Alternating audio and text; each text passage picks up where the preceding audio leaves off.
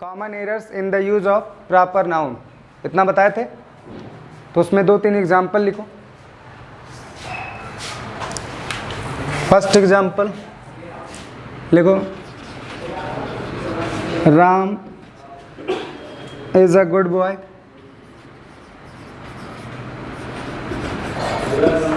समझ में आ जाएगा ना जी, बोलो। दूसरा लिखो, Ram is a good boy.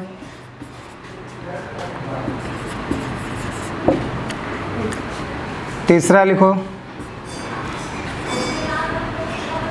India is a great country.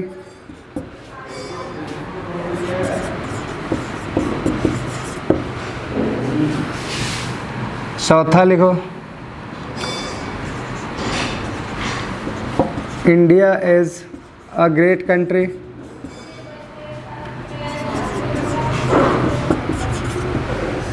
पांचवा लिखो,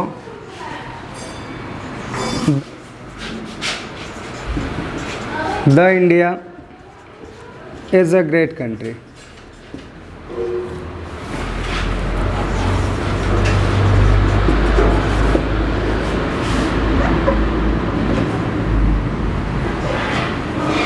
हो गया जी।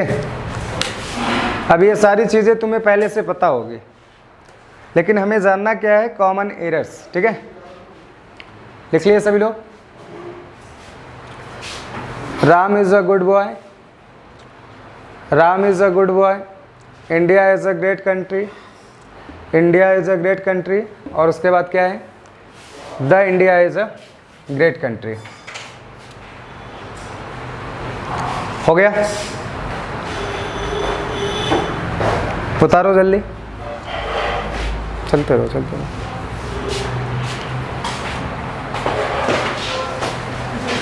हो गया जी, लिख लिए हो सभी लोग, ये उतार लिए। अब बताओ फर्स्ट राइट में कितने लोग जिन्हें ये लग रहा है पहला सेंटेंस सही है। ये सारी चीज़ें पढ़े हुए हो, बिल्कुल सिंपल सेंटेंस है ना जी। सिंपल का मतलब क्या होता है, बोलो। क्या प्रेजेंट इंडेफिनिट को हम सिंपल का नाम दे सकते हैं? दे सकते हैं, कह रहे हैं हाँ सर। प्रेजेंट इंडेफिनिट टेंस जो होता है उसको हम सिंपल का नाम दे सकते हैं कि नहीं? अभी भी कह रहे हैं। सिंपल कहने का मतलब क्या, the sentence which have no any action. बात समझ रहे हो, जिसमें कोई एक्शन ना हो, वो ना सिंपल होगा जी। तो बताओ प्रेजेंट इंडेफिनिट विथ एक्शन है या विदाउट एक्शन? विथ एक्शन है ना, बोलो। टेंस पढ़े हो कि नहीं सभी लोग? तो कितने तरीके के सेंटेंस बनाए हो अभी तक? हाँ, सारे कितने होते हैं? 5 ही होते हैं ना। तो सारे मतलब क्या, 5 ही बनाए होगे ना। तो मैंने देखो एक चीज़ ध्यान रखो, इसको अभी इसी पर रहने दो, थोड़ा सा बता रहे हैं कि अगर मैं बात करूं सेंटेंस की, तो 2 ही तरह के सेंटेंस बनते हैं, ठीक है, पूरी इंग्लिश में। एक होता है विथ एक्शन, पता है कि नहीं? ये केवल ऐसे ही बस बता रहे हैं, टेम्परेरी, ठीक है। एक होता है विथ एक्शन और एक क्या होता है, विदाउट एक्शन। विदाउट एक्शन, बोलो, यही होता है ना जी। 2 ही तरह के सेंटेंस बनाए हो ना अभी तक। एक विथ एक्शन होता है और एक क्या होता है, विदाउट एक्शन। विथ एक्शन कहने का मतलब कि जिसमें कार्य हो, और एक बनाए होगे जिसमें कोई कार्य। तो जिसमें कोई कार्य नहीं होगा वही सिंपल होता है, ठीक है। और जिसमें कार्य हो जाए वहाँ हम देखते हैं कि ये सेंटेंस इंडेफिनिट है, कंटिन्यूअस है, परफेक्ट है या परफेक्ट कंटिन्यूअस है। बात समझे कि नहीं? प्रेजेंट टेंस पढ़े होगे सब लोग, तो उसमें किसी भी प्रकार के एक्शन का बोध कराया गया है कभी? बोलो, प्रेजेंट टेंस पढ़े हो ना सभी लोग, तो उसमें कभी कोई एक्शन शो किया गया है? हाँ बताओ, खड़े हो। हूँ भी नहीं भी। देखो, चाहे मैं प्रेजेंट सिंपल की बात करूं या पास्ट सिंपल की या फ्यूचर सिंपल की, ठीक है, ये सारे सेंटेंस क्या है जी, देख लो पहले। इसमें कहीं कोई एक्शन है? बोलो। नहीं नहीं जी, तो ये कौन सा सेंटेंस हुआ? प्रेजेंट सिंपल, यही ना होगा जी। प्रेजेंट टेंस पढ़ते हो, टेंस टोटल कितने होते हैं? 3, लेकिन होते 2 ही हैं, पता है कि नहीं? टेंस और टाइम हम लोग साथ पढ़ते हैं, पता है? तो टेंस तो तुम्हारे 2 ही होते हैं, क्योंकि टेंस बराबर क्या होता है? वर्ब, पता है कि नहीं? टेंस इक्वल क्या होता है? वर्ब। क्योंकि अगर टेंस का परिवर्तन करते हो तुम लोग तो किस में परिवर्तन करते हो? वर्ब। और अगर तुम्हें टेंस पहचानना हो जाए, अगर इंग्लिश में लिखा हुआ टेंस है तो किससे पहचानते हो? वर्ब से। तो मैंने क्या बोला कि टेंस इक्वल वर्ब कर सकते हैं हम लोग, ठीक है? कि टेंस बराबर क्या होता है? अब वर्ब टोटल कितने होते हैं तुम्हारे? 5, ठीक है? First form, second form, third form, है ना, फोर्थ फॉर्म, फिफ्थ फॉर्म। अब ऐसा कौन सा फॉर्म है जो फ्यूचर शो करता है? बताओ। 5 फॉर्म मैंने बता दिया, 5 फॉर्म देखे भी होगे तुम लोग कि नहीं पता? चलो इस टॉपिक को अभी छोड़ो, इसी पे पहले ये बताओ, छोड़ो, नहीं तो ये लंबा चला जाएगा दूसरी तरफ, ठीक है? अभी हम लोग नाउन पे डिस्कस कर रहे हैं, फिलहाल ये सब बताऊंगा अभी आगे। बस मार्कर थोड़ा पुराना हो जाए तो राइटिंग भी समझ में आएगी। अब बोलो जी, मैंने क्या बोला? फर्स्ट राइट में कितने लोग जिन्हें ये लग रहा है पहला सेंटेंस सही है? अरे हाथ उठाओ, ये सब तो पढ़े हो जी। फर्स्ट राइट, चलो फर्स्ट राइट। सेकंड राइट में कितने लोग जिन्हें ये लग रहा है दूसरा सही है? नहीं सही है। चलो थर्ड राइट में कितने लोग जिन्हें ये लग रहा है तीसरा सही है? चलो सही है ना जी। फोर्थ राइट में कितने लोग जिन्हें लग रहा है चौथा सही? चलो नहीं सही। रीज़न भी पूछेंगे अभी, है ना, कि क्यों सही है और क्यों नहीं है। थर्ड नहीं सही है। चलो पांचवा सही है। चलो सही कर ले, चलो सही कर लिए, यानी टोटल 2 सही, बाकी सब रॉन्ग तुम लोगों के अनुसार ना जी। तो रूल नंबर फर्स्ट लिखो, पहला रूल। हाँ ये सही रहेगा, ये यूज़ हुआ है ना थोड़ा।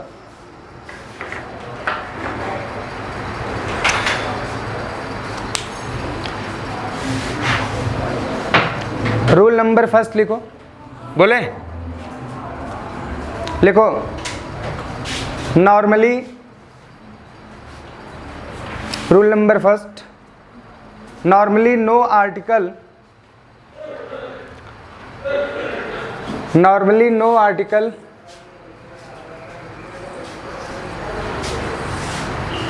हो गया is used before proper noun. अंग्रेजी में समझ जाओगे ना सब लोग, ये वैसे इजी लैंग्वेज भी है। हो गया। Normally no article is used, हो गया, बिफोर प्रॉपर नाउन। लिख लिए सभी लोग? तो देखो रूल नंबर फर्स्ट क्या कहता है? नॉर्मली कहने का मतलब क्या? साधारणतः, यानी साधारण अर्थों में, ठीक है? अगर मैं बात करूं साधारण अर्थों में तो किसी भी आर्टिकल का प्रयोग नहीं होगा। और वैसे भी मैंने कल जब डिफाइन कराया था तो मैंने बताया था कि 90% किसी आर्टिकल का प्रयोग नहीं होगा। यह चीज़ पता है जी? मैंने बताया था कि प्रॉपर नाउन में 90% किसी आर्टिकल का प्रयोग नहीं होगा। तो देखो मैं पढ़ा तो रहा हूँ नाउन, लेकिन उसके साथ साथ हम लोग कॉमन एरर्स भी पढ़ रहे हैं और साथ साथ आर्टिकल भी, ठीक है, कि किसके साथ आर्टिकल लगना है और किसके साथ आर्टिकल नहीं लगना है। अब अगर मैं बात करूँ तो देखो जिसके जिसके साथ आर्टिकल है वो तो वैसे ही रॉन्ग है। बोलो जी, तो बताओ ये राइट हुआ या रॉन्ग? गलत हुआ ना जी। अब दूसरा रूल लिखो, रूल नंबर 2। बोले जान तो ये सारी चीजें रहे हो तुम लोग, सेंटेंस बनाना भी आता होगा, ठीक है?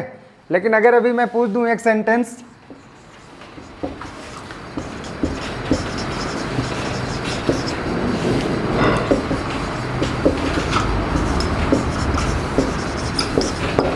बताओ जी। हाँ, फर्स्ट वाला राइट है और सेकंड वाला रॉन्ग, यही ना जी? सभी लोग हाथ उठाओ जिसको लग रहा है कि फर्स्ट राइट और सेकंड रॉन्ग, तो ये दोनों गलत है, ठीक है? न फर्स्ट राइट और न लास्ट राइट। क्यों नहीं राइट? देखो तुमने केवल बनाना पड़ा है, ठीक है? You know only how to make a sentence, कि सेंटेंस बनते कैसे हैं, लेकिन तुम्हें खुद नहीं पता कि आर्टिकल लगते कब है। पता है किसी को कि आर्टिकल का प्रयोग किया कब जाता है?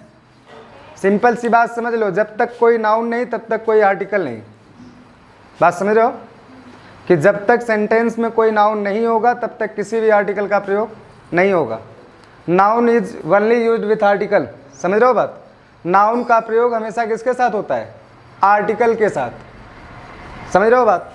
या हम लोग बोल सकते हैं कि अगर नाउन है तो आर्टिकल है, और अगर नाउन नहीं तो आर्टिकल नहीं। बात समझे? अब बताओ इसमें कहीं नाउन है जी? ऑनेस्ट क्या है जी तुम्हारा? एडजेक्टिव है ना जी? ऑनेस्ट क्या है तुम्हारा? ये सब जानते हो कि नहीं कि एडजेक्टिव क्या है, एडवर्ब क्या है? पता है ना? तो बताओ ऑनेस्ट नाउन है या एडजेक्टिव है? एडजेक्टिव है तो आर्टिकल लगेगा नहीं। अगर मैं इसी के बाद अगर कर दूं बॉय तो सही हो गया। बात समझे? तो मैंने यही बोला कि जानने को तो तुम लोग बहुत कुछ जान रहे हो, लेकिन करेक्ट जान रहे हो कि नहीं यही चेक कर रहा हूँ, ठीक है? तो ऐसे मत कर देना कभी। यही ध्यान रखना कि जब तक नाउन होगा तभी आर्टिकल लगेगा, नाउन नहीं होगा तो किसी आर्टिकल का प्रयोग नहीं होगा।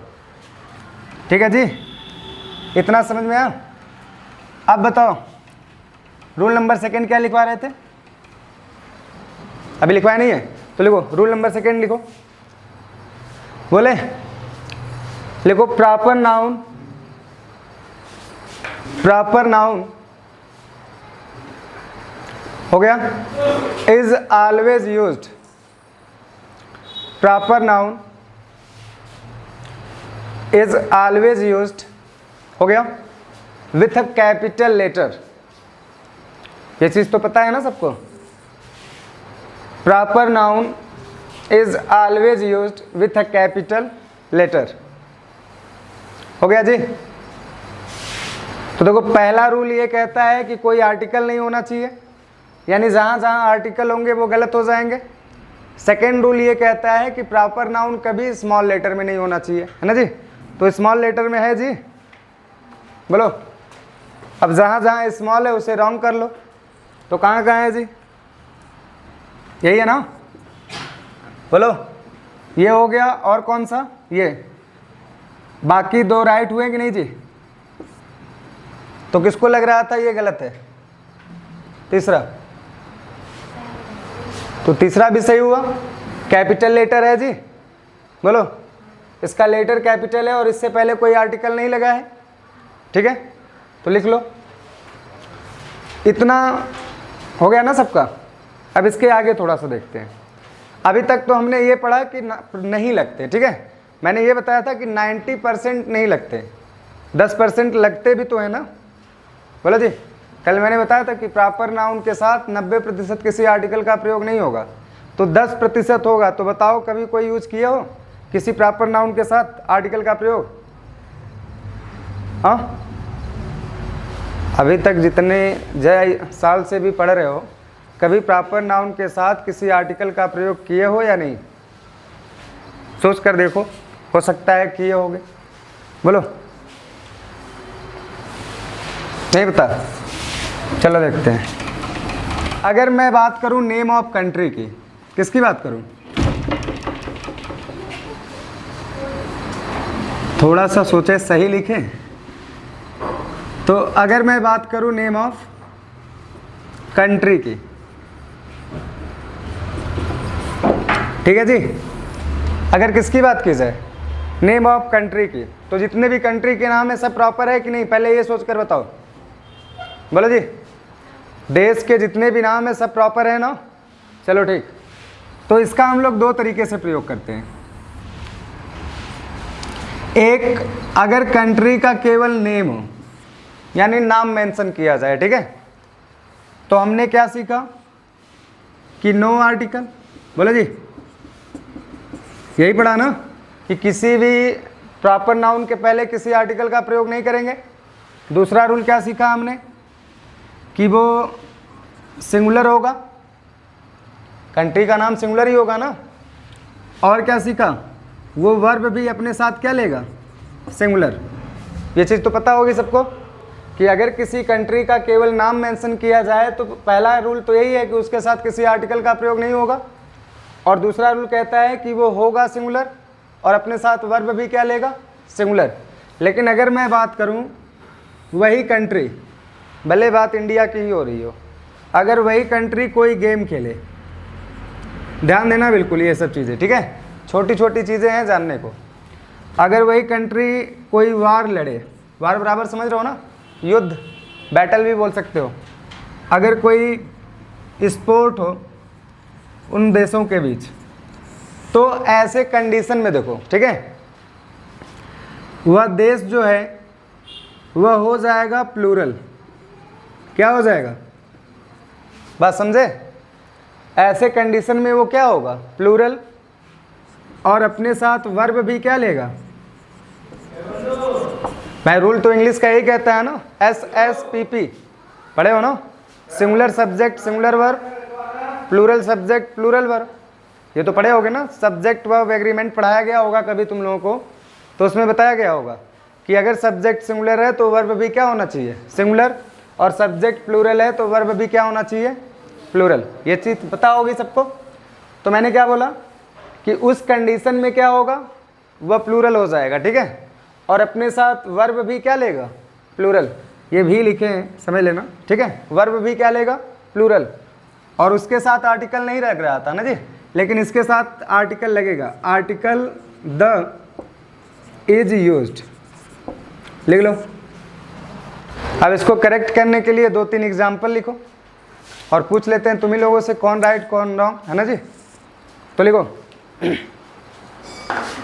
बोले, लिखो India,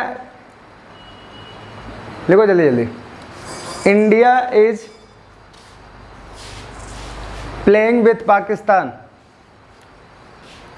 India is playing with Pakistan,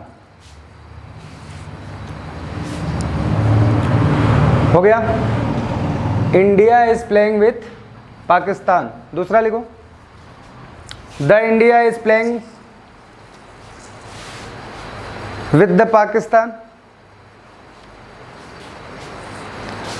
the India is playing with the Pakistan.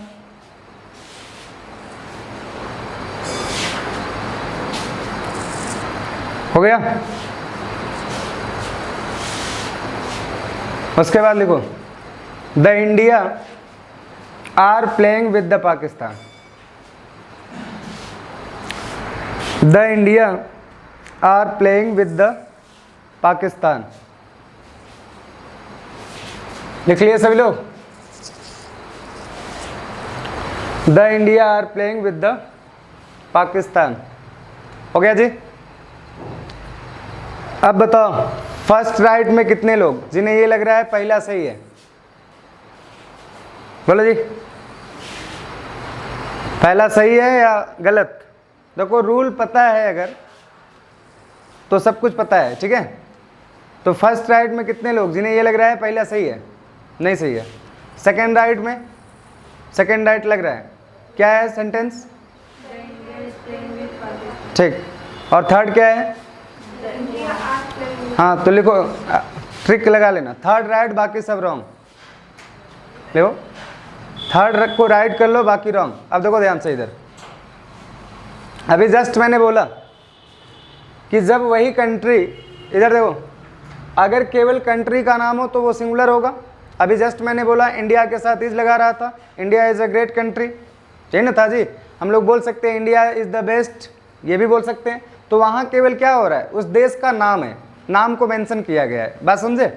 लेकिन यहाँ क्या कर रहा है कि जब वही देश कोई गेम खेले, कोई युद्ध लड़े या कोई स्पोर्ट हो उन दोनों के बीच, ठीक है, तो अब वह देश नहीं रह जाता, वहाँ के लोग, भाई भारत थोड़ी खेल लेगा मैच, वहाँ के लोग खेलेंगे ना, सिटीजन ऑफ इंडिया, बात समझ रहे हो।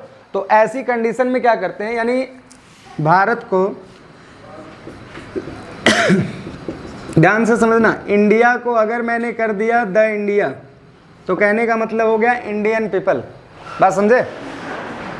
ये सब चीज़ पता है या नहीं कि जैसे पुअर होता है, हाँ, और द पुअर कर लेते हो तो क्या हो जाता है, गरीब लोग। कि पुअर, पुअर का नाउन क्या होगा जी, पुअर तो एडजेक्टिव है ना, नाउन क्या होगा उसका। तो यहाँ तक पहले समझ में आया कि नहीं, बोलो। तो ये था तुम्हारा प्रॉपर नाउन। सेकंड लिखो, हेडिंग बनाओ कॉमन नाउन।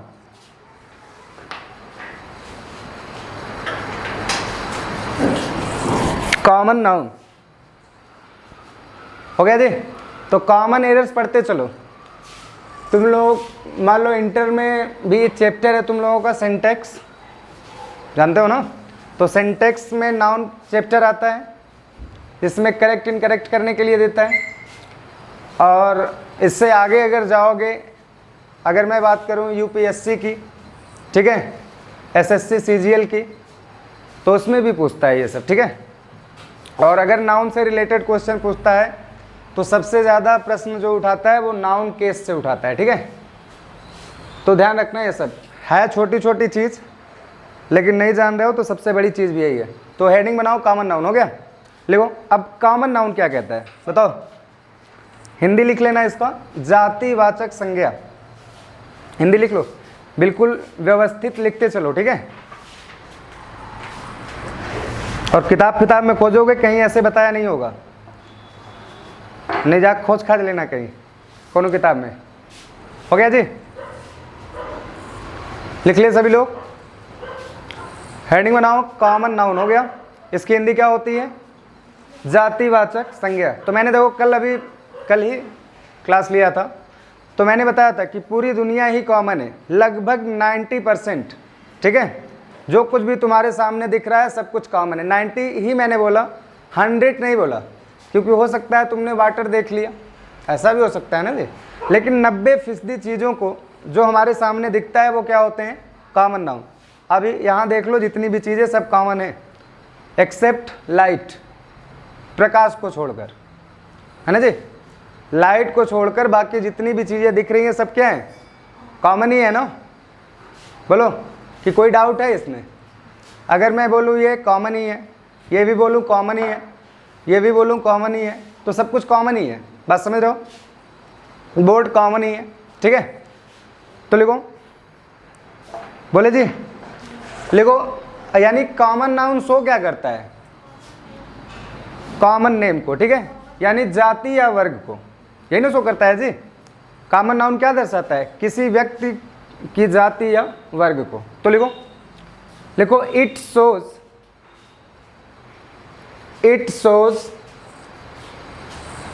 हो गया, the caste and class. It shows the caste and class. बात समझ गए। यानी कॉमन नाउन जो होता है वह किसी कास्ट या क्लास को शो करता है ना, किसी व्यक्ति की जाति या वर्ग को। बात समझ में आई इतनी। अब एग्जाम्पल लिख लो, जो कुछ भी दिख रहा है लिख लो। Pen, copy, duster, boy, girl, etc। 3-4 लिख लो, ज़्यादा नहीं। हो गया जी, हो गया ना इतना। अब तो इतना तक हमें पहले से पता था, इसके बारे में भी हम जानते थे, ठीक है, कि ये सारी चीज़ें क्या होती है, कॉमन नाउन। लेकिन हेडिंग बनाओ common errors in the use of common noun. हमें पढ़ना है कॉमन एरर्स, कि उसमें गलती कहाँ करते हैं हम लोग। Common errors in the use of, हो गया, इन द यूज ऑफ, हो गया, इन the use of common noun.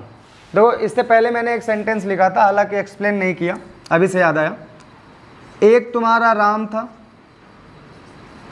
और एक तुम्हारा ये राम था, इन दोनों में अंतर पता है। चलो ये तो तुम्हारा प्रॉपर है, क्योंकि पहचान होती है प्रॉपर नाउन की, कि proper noun is always written with a capital letter, ठीक है, कि किसी भी प्रॉपर नाउन का प्रयोग हम लोग कैपिटल लेटर से करते हैं। लेकिन यहाँ ये जो राम है अब राम नहीं रहा। बात समझ रहे हो, यहाँ ये जो राम है इसका मतलब हो गया मेल शिप। क्या हो गया, मेल शिप बराबर, समझ रहे हो ना। बोलो जी, मेल शिप जानते हो ना सभी लोग। यानी अब ये क्या हो गया, कॉमन नाउन। क्या हो गया, बात समझो। अगर केवल एक लेटर बदल जाने से, ठीक है, पूरी जो मीनिंग है वो क्या हो जा रही है, चेंज हो जा रही है। अब इसको राम नहीं पढ़ेंगे, बात समझ रहे हो, इसको रैम पढ़ेंगे। केवल वर्ड मीनिंग क्या, कैपिटल की जगह स्मॉल हो जाने से। इससे जस्ट पहले लिखवाया था मैंने, ठीक है, उसकी बात कर रहा हूँ। और देखो इसका मतलब ये भी होता है, वर्ब भी, टक्कर मारना, ठीक है जी। यानी ऐसे कर लिए अगर हम इस कैपिटल की जगह स्मॉल कर लिए तो इतनी चीज़ें हो सकती है। यानी वर्ब का भी काम कर सकता है तुम्हारा ये, ठीक है। और किसका काम कर सकता है, नाउन का। कौन सा नाउन का, कॉमन नाउन का। केवल एक कैपिटल लेटर की जगह मैंने क्या कर दिया, एक स्मॉल लेटर कर दिया। तो बात समझे जी। चलो, तो बड़ा महत्व है एक एक वर्ड का अंग्रेजी में। फिलहाल मिटाना है इसको। हेडिंग लिख लिए, common errors in the use of common noun. चलो लिखो, द टीचर, लिखो द टीचर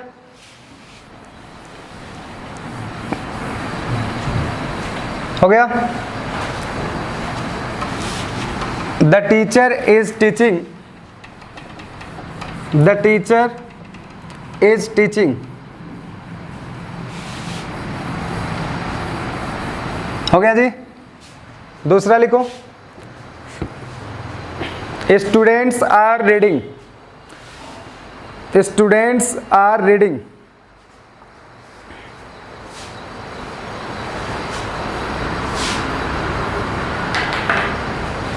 हो गया।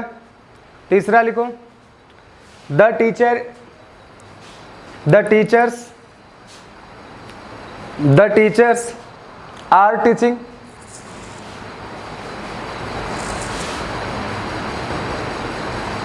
हो गया। चौथा लिखो, द स्टूडेंट्स आर रीडिंग,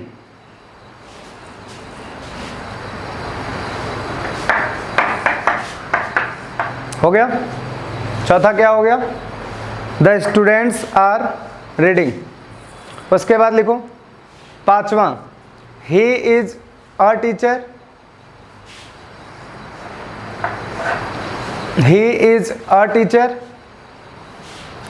और छठवां लिखो टीचर,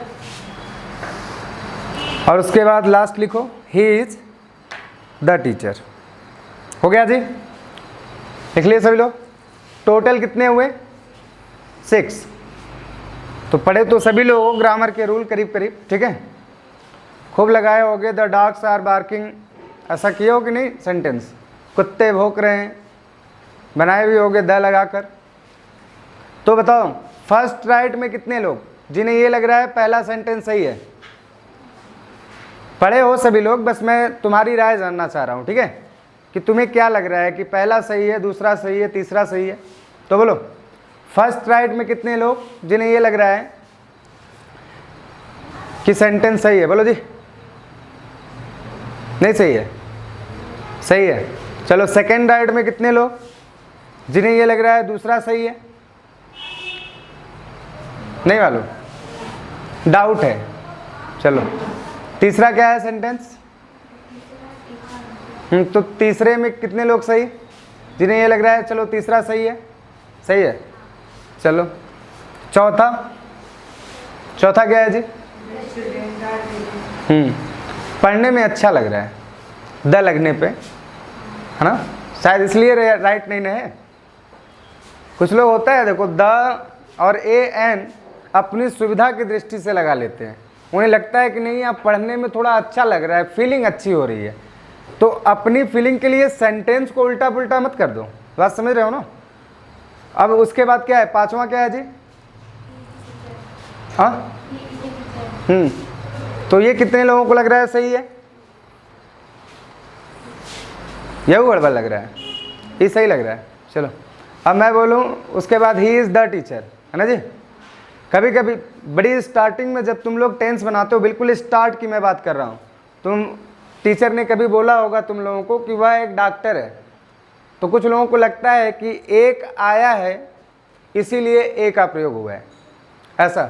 और कभी कभी नहीं बोलता, अगर ऐसे बोल दे कि वह डॉक्टर है तो क्या बताओ, अच्छा दोनों में क्या अंतर है। मैं लिखूं ही इज अ टीचर, समझना बिल्कुल ध्यान से बात को। अब मैं लिख दूं ही इज टीचर, दोनों में क्या अंतर है जी?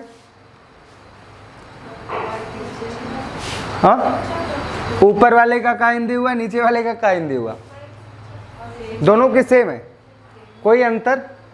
लेकिन अंग्रेजी में तो ये मिस्टेक है ना, ग्रामेटिकल मिस्टेक, भाई यहाँ अ लग रहा है, यहाँ नहीं लग रहा है, यानी कहने का मतलब ये रॉन्ग है, समझ रहे हो बात? तो एक के लिए ऐसा नहीं करते, ठीक है। अगर कॉमन नाउन है तो मैंने बोला था कि 90% आर्टिकल का प्रयोग होगा, देखो तो 10% नहीं होगा, बात समझ रहे हो ना जी? 90%, कल ही मैं ये सब लिखवा चुका हूँ कि अगर कॉमन नाउन की बात की जाए तो 90% किसी न किसी आर्टिकल का प्रयोग होगा। अब मैंने ये नहीं बोला कि कब ए होगा, कब एन होगा, कब द होगा, क्यों? क्योंकि वो आर्टिकल के पार्ट हैं, जब आर्टिकल पढ़ेंगे तो पता किया जाएगा कि किसके साथ ए, किसके साथ एन और किसके साथ द, बात समझे? तो रूल नंबर फर्स्ट लिखो और खुद ही पता चल जाएगा कि फर्स्ट राइट, सेकंड राइट या थर्ड राइट, ठीक है। तो लिखो रूल नंबर फर्स्ट, लिखो, लिख लो, when a common noun is used as a singular number, is used as a singular number, हो गया? It takes article. When a common noun, हो गया, is used in a singular number, it takes article, हो गया? यानी जब किसी common noun का प्रयोग हम कैसे करते हैं? सिंगुलर नंबर में, बात समझ रहे हो? यानी कॉमन नाउन जब क्या हो? सिंगुलर नंबर में, तो आर्टिकल का प्रयोग होता है, ठीक है। और दूसरा रूल लिख लो, ऑलरेडी पता चल जाएगा कि कट हो सही है, उसमें कौन सा गलत। लिखो when a common noun, rule number second लिखो, व्हेन अ कॉमन नाउन, हो गया, is used in a plural number, when a common noun is used, हो गया, in a plural number, it takes no articles, it takes no article, बात समझ में आई सबको या नहीं? बोलो जी। यानी जब किसी कॉमन नाउन का प्रयोग हम लोग कब करते हैं? एज अ सिंगुलर, तो वह अपने साथ आर्टिकल लेगा। अब मैंने ये नहीं बोला कि ए लेगा, एन लेगा या द लेगा, कुछ भी ले सकता है, लेकिन आर्टिकल लेगा। कब? जब सिंगुलर प्रयोग हो तब। अगर उसका प्रयोग प्लूरल हो तो उसके साथ किसी आर्टिकल का प्रयोग नहीं करते, ये कॉमन एरर्स होते हैं, ठीक है। बात समझे कि नहीं? इतना समझ में आया? अब इसके आगे हम लोग दो एग्जाम्पल और लिखो। लिखो he thinks himself, he thinks himself, हो गया, a Dhoni, he thinks himself a Dhoni, हाँ हाँ MS धोनी, हो गया। दूसरा लिखो, he thinks himself the Dhoni,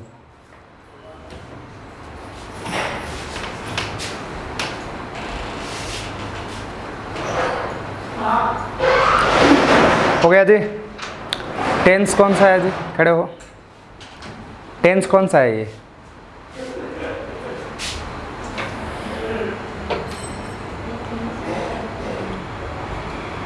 नहीं मालूम। प्रेजेंट टेंस, ठीक है। तुम बोलो, बैठ जाओ। कौन सा टेंस है जी?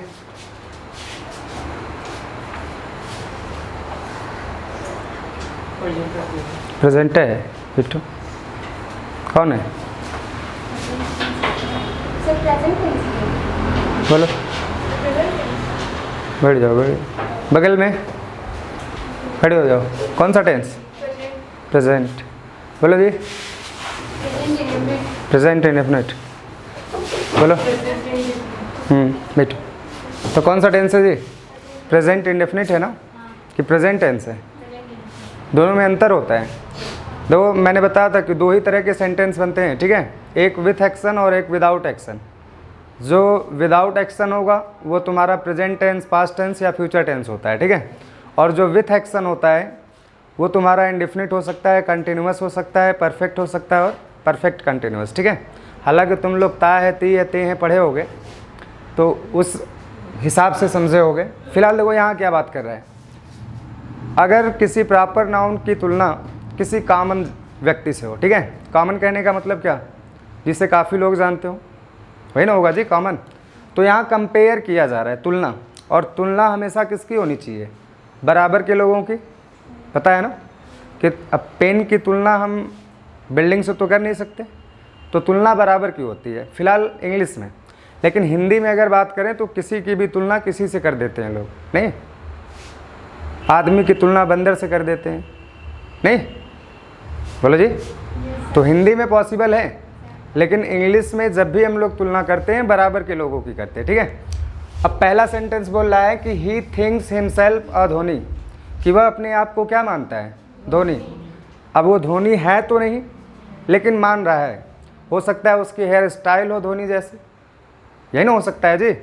जैसे फिल्म देखने गए, अब किसी एक्टर का स्टाइल अच्छा लगा, अब तुम भी आए घर पे खूब कट सट मार लिए और आमिर खान की तरह दिखने लगे, तो तुम दिखने ज़रूर लगे लेकिन हो तो नहीं ना। तो रूल लिखो। तो बताओ फर्स्ट राइट में कितने लोग जिन्हें ये लग रहा है कि पहला सही है, कॉमन नाउन पढ़े हो इससे पहले, तो बताओ फर्स्ट राइट या सेकेंड राइट, फर्स्ट राइट। तो एक किताब में तुम लोग कभी पढ़ा होगा तो पढ़ा होगा, Kalidas is the Shakespeare of India, पढ़े हो, किताब में दिया होगा। तो वहाँ तो द है और यहाँ भी द है, तो कौन सा सही बताओ, ए वाला या द वाला। वहाँ भी तो क्या हो रहा था, वहाँ भी तुलना हो रही थी ना जी, सेकंड वाला है नहीं। तो लिखो रूल, लिखो यदि, रूल लिखो, क्लियर हो जाएगा, इसीलिए नाउन पढ़ा रहे हैं, ठीक है। लिखो यदि किसी साधारण व्यक्ति की तुलना, हिंदी में लिखो, यदि किसी साधारण व्यक्ति की तुलना, हो गया, किसी सम्मानित व्यक्ति से हो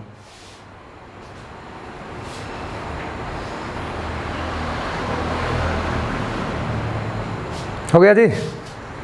यदि किसी साधारण व्यक्ति की तुलना किसी सम्मानित व्यक्ति से हो गया, तो आर्टिकल ए या एन, तो आर्टिकल ए या एन, हो गया, तो आर्टिकल ए या एन का प्रयोग करते हैं। अब सेंटेंस क्या था जी तुम्हारा, दिया है ही थिंक्स हिमसेल्फ अधोनी था जी। चलो अगर मैं ऐसे लिख दूं तो ब्लंडर मिस्टेक हो जाएगा ना जी, पता है कि नहीं। अब मैंने क्या बोला कि यदि किसी साधारण व्यक्ति की तुलना किससे हो, सम्मानित व्यक्ति से, तो जब भी होगा आर्टिकल किसका प्रयोग होगा, ए या एन का। तो अब ये सेंटेंस सही है जी। भाई ही के बारे में तो हमें पता है नहीं कि ये कौन सा है, लेकिन धोनी के बारे में ज्ञात है हमें, है ना जी। तो मैंने क्या बोला कि तुलना हमेशा बराबर के लोगों की होनी चाहिए। जैसे शेक्सपियर की तुलना या कालिदास की तुलना शेक्सपियर से की गई थी, वो बराबर के थे, यानी जितनी एबिलिटी उसके पास थी उतनी एबिलिटी उसके पास। अगर यहाँ हो सकता था कि सचिन या धोनी थिंक्स हिमसेल्फ सचिन, तो चलो ठीक है, बराबर के लोग हैं, बात समझ रहे हो। तो बराबर के लोग यानी पोएट की तुलना पोएट से होनी चाहिए, ठीक है। लेकिन ये ही के बारे में हमें डाउट है, ये कुछ भी हो सकता है। तो ऐसे कंडीशन में मैंने क्या बोला कि आर्टिकल किसका प्रयोग करते हैं, ए या एन का। तो अब बताओ ये सेंटेंस करेक्ट है, नहीं, अभी भी ये करेक्ट नहीं है, क्योंकि मैंने बताया था कि प्रॉपर नाउन का फर्स्ट लेटर ऑलवेज क्या होगा, कैपिटल। तो यानी ऐसे भी नहीं कर सकते, बात समझ रहे हो ना। मैंने क्या बताया था कि लेटर का मिस्टेक भी अगर ग्रामर चेक किया जाए तो बहुत कुछ चेक करना पड़ता है, ठीक है। तो ये छोटी छोटी चीज़ें याद रखना। अब दूसरा रूल क्या कहता है, लिखो, यदि किसी सम्मानित व्यक्ति की तुलना, यदि किसी सम्मानित व्यक्ति की तुलना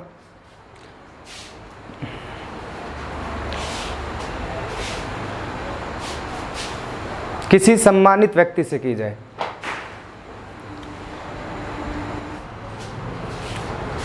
तो आर्टिकल द का प्रयोग करते हैं। हो गया जी।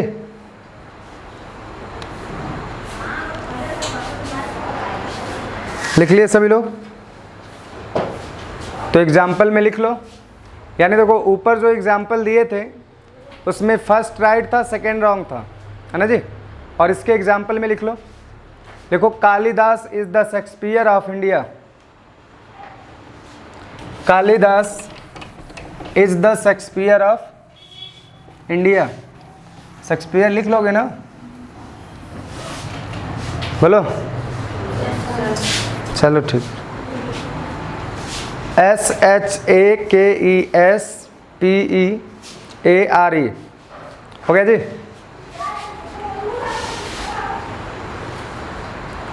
तो ये था तुम्हारा कॉमन नाउन। ठीक है, आज हमें पढ़ना है कलेक्टिव नाउन। मैंने क्या कहा कि पढ़ा रहा हूँ मैं नाउन, ठीक है, लेकिन नाउन के साथ साथ हमें ये भी जानकारी रखनी होगी कि उस नाउन में एरर्स कहाँ कर सकते हैं। ठीक है, यानी गलत कहाँ कहाँ हो सकता है। और दूसरी बात, साथ साथ हमें आर्टिकल भी पढ़ने हैं। ठीक है, कि कहाँ आर्टिकल लगते हैं और कहाँ आर्टिकल नहीं लगते हैं। अब अगर मैं बात करूँ कलेक्टिव की,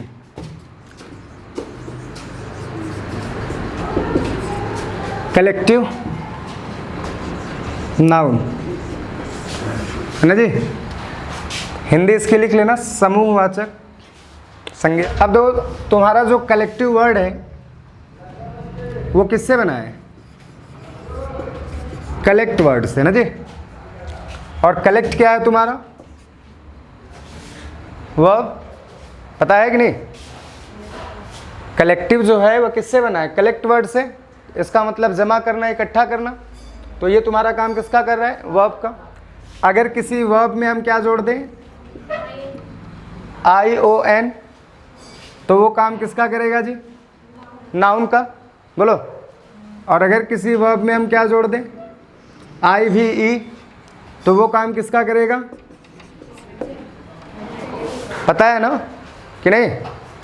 चाहे ऐसे ही देख लो, जैसे मैंने बोला कलेक्टिव, तो इकट्ठा करने वाला नाउन। अगर तुमसे कोई पूछ दे कि नाउन अपने आप में कौन सा पार्ट ऑफ स्पीच है, तब बड़ा दिक्कत हो जाएगी। पढ़ तो रहे भाई। अगर केवल कोई ये पूछ दे कि ये कौन सा नाउन है, नाउन अपने आप में कौन सा नाउन या कौन सा पार्ट ऑफ स्पीच, तो क्या बताना है? कॉमन होगा, एडजेक्टिव है, कॉमन होगा ना जी भाई। नाउन तो नाउन, क्या प्रॉपर क्या कॉमन, डिफाइन तो कर नहीं रहे हो, तो बराबर वो अपने आप में खुद कॉमन है। बात समझ रहे हो? अब यहाँ मैंने क्या बोला कि किसी दो कलेक्टिव, और इस एडजेक्टिव का मतलब ही हो जाता है वाला वाली। पता है ना जी? बोलो। बोल सकते हो ना वाला वाली। जैसे दूध, दूध वाला, उसकी विशेषता है। तो अगर मैं बोलूँ काउंट, तो चलो गिनना, ना जी। और अगर उसकी एडजेक्टिव बनानी हो जाए तो क्या हो जाएगा? गिनने वाला। तो जो भी एडजेक्टिव होता है उसकी हिंदी क्या निकलती है? वाला वाली, ना जी। तो ध्यान दो इधर थोड़ा सा। मैंने क्या बोला कि किसी भी वर्ड में, ठीक है, किसी भी वर्ड में अगर तुम्हें ये वर्ड दिख जाए अंत में, तो समझ लेना कि वो क्या है? नाउन। अगर ये वर्ड दिख जाए तो समझ लेना क्या है? एडजेक्टिव। बात समझ गए? ठीक, लिख लो इसको। IVE। अपने से दिमाग मत लगा लेना कि यह लिखे होंगे, ठीक है। नहीं समझ में आएगा जहाँ वहाँ पूछ लेना। हो गया जी? चलो देखते हैं। अब ना देखो, कलेक्टिव की अगर मैं बात करूँ तो कलेक्टिव क्या शो करता है? समूह को, यानी मोर देन वन पीपल, एक से ज़्यादा लोगों की बात करेगा। एक की बात किया तो क्या? प्रॉपर। स्पेशली केवल एक की बात की जाए तो क्या हो जाएगा? प्रॉपर, है ना जी। और अगर जाति की बात कर ले उसी के तो कॉमन, लेकिन अगर उसके समूह की बात कर ले तो क्या हो जाएगा? कलेक्टिव। तो लिखो, बड़ा इजी डिफिनेशन है इसका, अपने से भी लिख सकते हो। लिखो, इट सोच कलेक्शन। बोल सकते हो कि नहीं? या क्या दिखाता है? कलेक्शन को। लिखो, इट सोच कलेक्शन।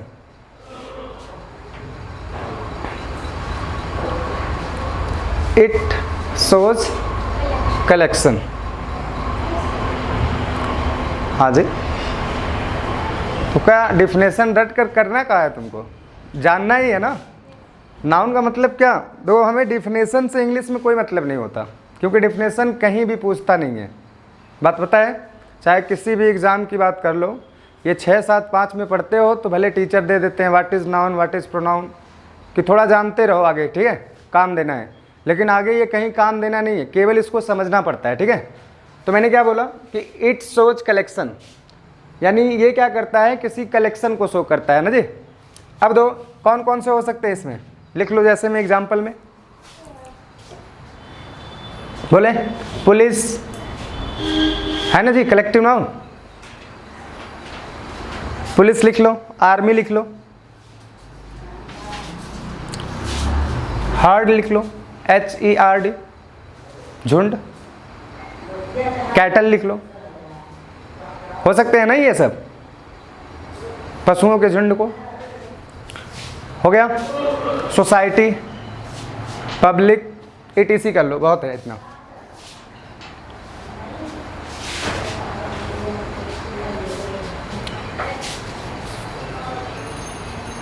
हो गया जी। तो इतनी जानकारी हमें पहले से थी, हमें ये नहीं जानना, हमें जानना है कॉमन एरर्स इसके, ठीक है, कि इसमें कहाँ मिस्टेक करते हैं। तो हेडिंग बनाओ, बोले लिखो common errors in the use of collective noun.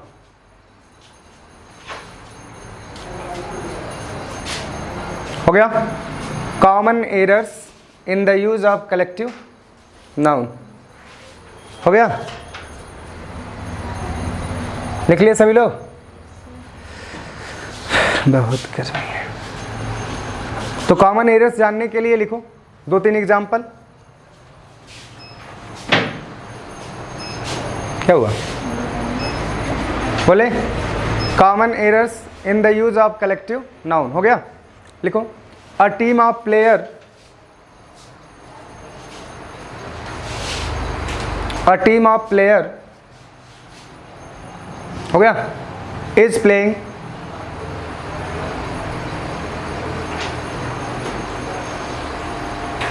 हो गया। दूसरा लिखो a team of players, a team of players are playing,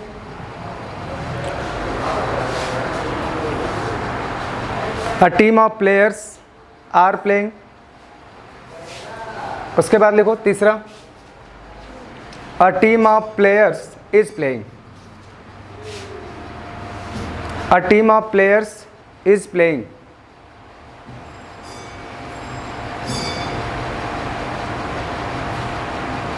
हो गया जी, 3 हुए। अब रूल तो सबको पता ही होगा टेंस बनाने का, तो देखकर अपने से दिमाग लगा कर बताओ कि विच वन इज राइट, बोलो which one is right. Third क्या है, इज प्लेइंग, प्लेयर्स है या प्लेयर है, तो इज है कि यार है, फिर भी इज रहेगा, सेकंड वाला। चलो देखते हैं। तो देखो इसका रूल क्या होता है, ये लिख लिया हो ना सभी लोग, इसका दो,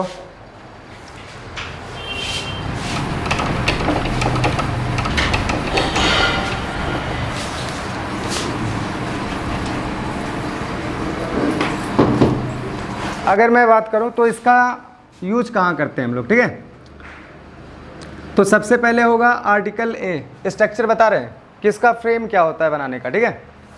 तो सबसे पहले क्या होगा, आर्टिकल ए, उसके बाद कोई कलेक्टिव वर्ड,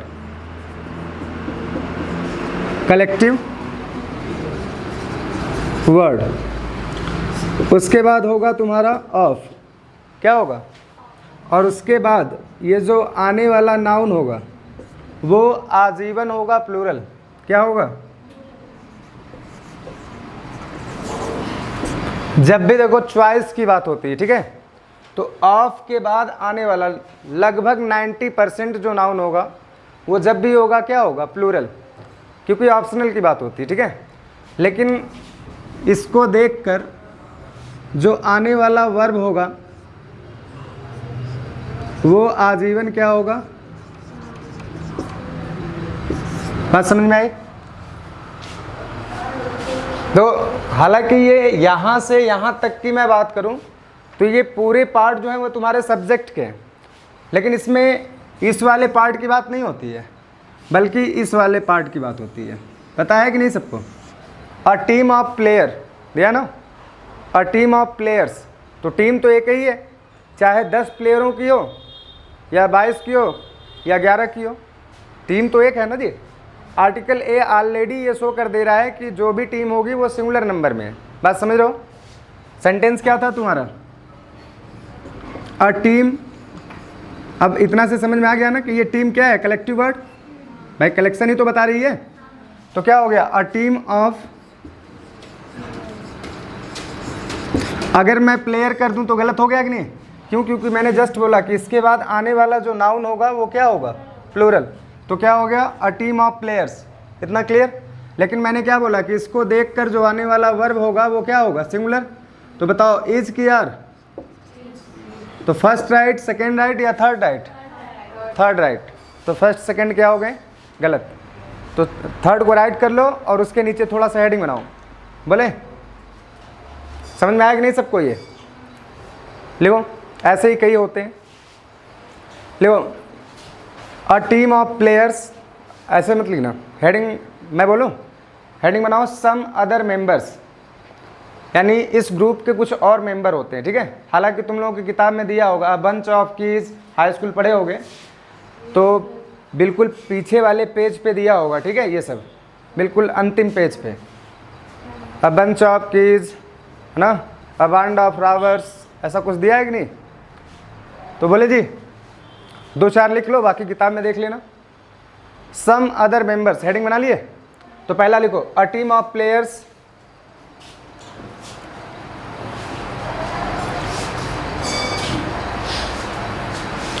हो गया। A baby of girls, a group of girl नहीं कहते, गलत होता है ये, ठीक है। लड़कियों के झुंड को क्या कहते हैं, अ बेबी ऑफ, बेबी मत लिख देना, बेबी नहीं होता, BEBY, ठीक है। अ बेबी ऑफ गर्ल्स हो गया। उसके बाद लिखो ए हर्ड ऑफ कैटल। अब देखो कैटल का कैटल्स नहीं कर सकते, क्यों नहीं कर सकते, आगे आगे, आगे पढ़ेंगे, अभी फिलहाल अभी समझते रहो। हो गया जी। अ हर्ड ऑफ, देखो ऑफ के बाद मैंने बोला कि 90% जो आने वाले नाउन होंगे वो क्या होंगे, प्लूरल। तो कैटल अपने आप में प्लूरल होता है, ठीक है, उसको यस या एस लगाकर प्लूरल नहीं बनाया जाता, ठीक है। तो अ हर्ड ऑफ कैटल हो गया। A swarm of insects, a swarm of, swarm बराबर समझ रहे हो ना, झुंड ही होता है। 11th में नहीं, 12th में एक स्टोरी थी, द हेरिटेज ऑफ इंडिया, नहीं, ऑन एन अफ्रीकन रिवर, कि 11th में था तुम लोगों के, ऑन एन अफ्रीकन रिवर। हाँ, वो तो तुम 10th की बात कर रहे हो, तुम लोग 12th में हो ना, तो 11th में या 12th में ही है शायद, ऑन एन अफ्रीकन रिवर। हालांकि अब तो बुक चेंज हो गया है। तो इससे पहले एक स्टोरी थी, तो उसमें अ स्वार्म ऑफ क्रोकोडाइल्स थे, ठीक है। तो हाँ ऐसे ही लिख लो, बोले देखो अ स्वार्म ऑफ इंसेक्ट्स हो गया, यानी कीट पतंगों के समूह को कहते हैं, ठीक है। क्या हो हुए टोटल, देखो अ गैलेक्सी ऑफ स्टार्स, जो थोड़े इंपॉर्टेंट लग रहे हैं वो लिखवा दे रहे हैं, बाकी किताब से देख लेना तुम लोग, ठीक है। तो देख लो इसका, ये जितने भी हैं इन सब का बनाने का रूल सेम है, अ प्लस कलेक्टिव वर्ड, उसके बाद ऑफ, और उसके बाद आने वाला नाउन क्या था, प्लूरल, सिवाय कैटल को छोड़कर, क्योंकि वो अपने आप में, कैटल की भी मैं बात करूं, पुलिस की भी मैं बात करूं, भाई पुलिस भी आ सकता है, तो पुलिस क्या होता है, सिंगुलर या प्लूरल? पुलिस वर्ड जो है वो सिंगुलर होता है या प्लूरल? बोलो, पता नहीं। अच्छा, पुलिस आती है या पुलिस आता है? दोनों होता है, यानी इसको हम कॉमन में रख सकते हैं, जेंडर। बोलो, लेकिन हिंदी में क्या बोलते हैं हम लोग? पुलिस आती है। आईजी पांडा का नाम सुने हो तुम लोग? हाँ, उत्तर प्रदेश का ही एक आईजी था पहले। वो इस बात से बड़ा प्रभावित था, लोग जब ये कहते थे कि पुलिस आ रही है, उसे थोड़ा सा शौक था कि वो कपड़े उपड़े लेडीज़ों का पहनने का, ऐसे वैसे। अब चूंकि आईजी पोस्ट का था तो जनरली वैसे ही तो बात करेंगे नहीं लोग उससे। तो जब प्रेस कॉन्फ्रेंस में गया वो, तो प्रेस वालों ने उससे पूछा कि आखिरकार आप ऐसे क्यों रहते हैं? तो उसने यही जवाब दिया था कि तुम लोग क्या कहते हो, पुलिस आ रही है या पुलिस आ रहा है? तो भाई रिपोर्टर ने बोला कि नहीं, हम लोग तो यही कहते हैं पुलिस आ रही है। तो उसने यही बोला कि अगर पुलिस आ रही है तो फिर क्या दिक्कत है? तो कहने का मतलब ये समझते रहो कि पुलिस जो है वो अपने आप में कॉमन है ना जी। और पुलिस का सिंगुलर अगर कोई पूछ देता,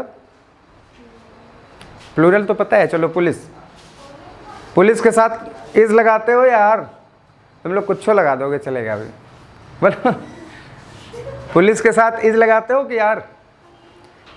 ऐसा लगता है कि द पुलिस इज कमिंग, तो आर होता है ना, ठीक।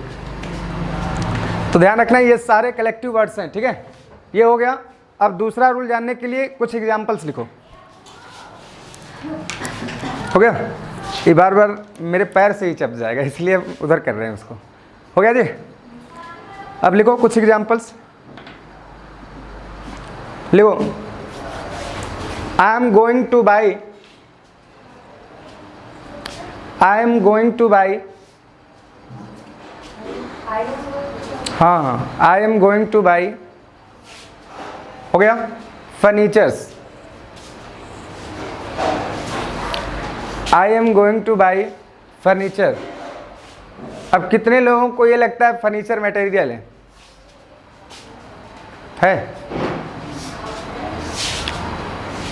फर्नीचर ना देखो कलेक्टिव वर्ड है, और ना ही अगर बात किया जाए तो ये कोई मटेरियल है, ठीक है। ये एक एब्स्ट्रैक्ट वर्ड है। क्या है? फर्नीचर किसी को दिखा सकते हो जी? अगर मैं बोल दूं, चलो तुम्ही लोगों की बात, कि दिस इज़ फर्नीचर, तो क्या तुम मान लोगे ये फर्नीचर है? बोलो मुझे। दुकान वाले शॉप पर जाकर कहो मुझे फर्नीचर दिखाओ, दुकानदार भी बेचारा पागल हो जाएगा कि कौन सा फर्नीचर मैं दिखाऊं उसे। तो फर्नीचर एक वर्ड है। ये अगर सारी चीज़ों को एक इकट्ठा कलेक्ट किया जाए तो वो सारी चीज़ें फर्नीचर में आ सकती है, ठीक है। लेकिन फर्नीचर कोई अकेला वर्ड नहीं है। ऐसा नहीं मैं बोल दूं कि टेबल को कि this is furniture, this is furniture, तो ये सब फर्नीचर है जी? नहीं ना। टेबल हो गया, फ़ैन हो गया, बात समझ रहे हो? तो फर्नीचर एक एब्स्ट्रैक्ट वर्ड है, बात समझ रहे हो? है तो कलेक्टिव लेकिन एब्स्ट्रैक्ट है। हम फर्नीचर शो नहीं कर सकते किसी को। किसको कर सकते हैं? सोसाइटी। सोसाइटी भी क्या है तुम्हारा? कलेक्टिव वर्ड है ना जी। समाज है, कहते नहीं है हमारा समाज ऐसा है। तो अगर हम सोसाइटी की भी बात करें तो सोसाइटी दिखा सकते हो किसी को? 10 लोगों को खड़ा कर दिए, कह दिए समाज है, तो दिखा कहाँ वहाँ समाज? समाज कभी दिखा जी? नहीं। हाँ, समाज कभी दिखता है? नहीं। वो लोगों के कलेक्शन दिखते हैं तुम्हें। लेकिन समाज जो है, सोसाइटी वर्ड, वो अपने आप में क्या है? एक एब्स्ट्रैक्ट वर्ड है। बात समझ रहे हो? तो समझते रहना। क्या बोले हैं पहला? आई am going to by furnitures. दूसरा लिखो, द पुलिस। हो गया?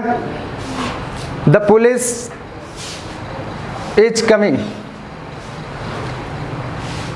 अब दो, जिसके थॉट्स पहले से हैं तुम्हारे दिमाग में वो तो करेक्ट कर लोगे, और जिसके थॉट्स नहीं है वो करेक्ट होगा भी नहीं तुम लोगों से। हो गया? The police is coming. दूसरा लिखो, the police are coming.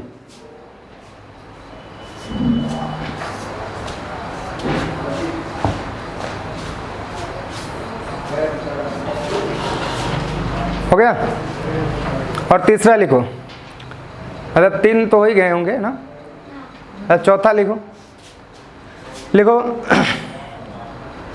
Police are running after thief. Police are running after thief.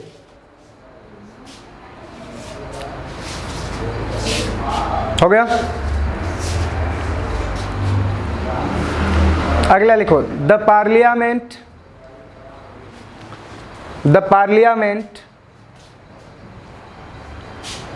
हो गया, was divided over the Kashmir issue।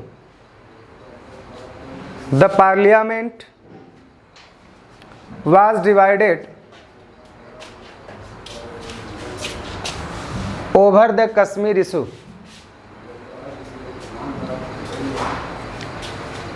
हो गया। उसके बाद लिखो, द पार्लियामेंट, पहला अभी देखो, द पार्लियामेंट वाज डिवाइडेड, हो गया, ओवर द कश्मीर इशू। उसके बाद लिखो, द पार्लियामेंट वर, हो गया, यूनाइटेड, डिवाइडेड नहीं, United over the Kashmir issue.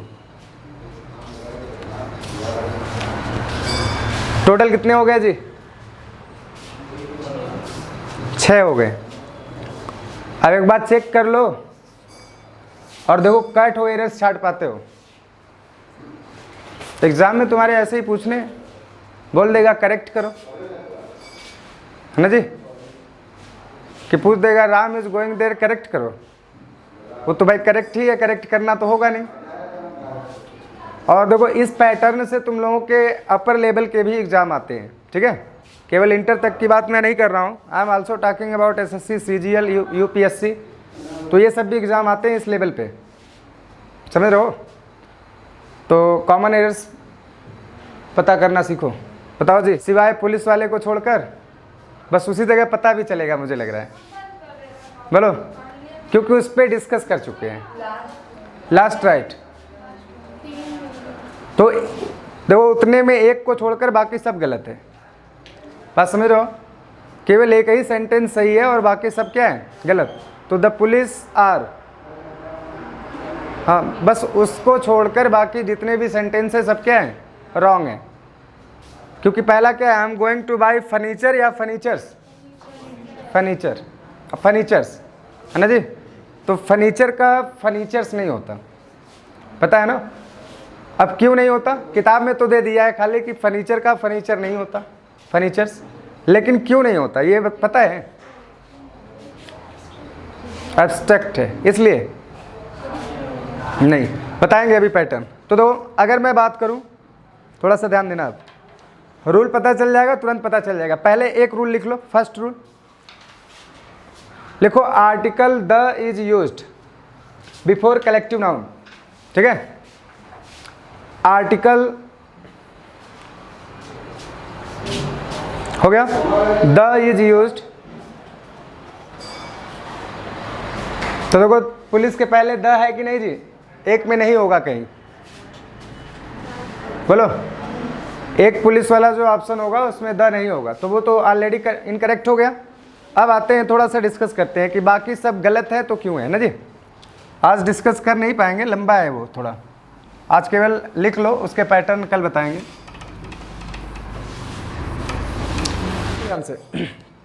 अगर मैं बात करूं तुम्हारे कलेक्टिव नाउन की, तो ये 3 तरीके से प्रयोग होता है, ठीक है जी। कितने तरीके से,